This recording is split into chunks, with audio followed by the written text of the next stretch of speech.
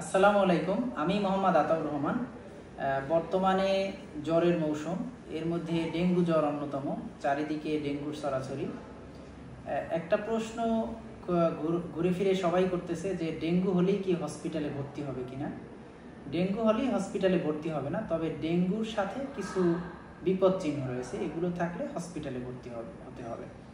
Dengue জ্বরের পাশাপাশি যদি তীব্র পেটে ব্যথা থাকে, প্রচুর যদি বমি হয় বারবার, যদি খাবার স্যালাইন খেতে না পারে, যদি রক্তপাত হয়, যেমন দাঁতের গোড়া থেকে অথবা সাবকিউটেনাস টিস্যু থেকে যদি রক্তপাত শুরু হয়, প্রচুর অবসাদ, অস্বস্তি লাগে, যদি প্রস্রাব কমে যায়, যদি প্রচুর ব্লাড প্রেশার কমে যায়, যেমন সিস্টোলিক 90 মিলিমিটার পার মার্কারের নিচে এবং ডায়াস্টোলিক 60 মিলিমিটার পার মার্কারের নিচে যদি নেমে যায়, এই সকল বিপদ চিহ্ন যদি ডেঙ্গু জ্বরের পাশাপাশি উপস্থিত থাকে, তাহলে অবশ্যই নিকটস্থ হসপিটালে ভর্তি হতে হবে। ধন্যবাদ সবাইকে।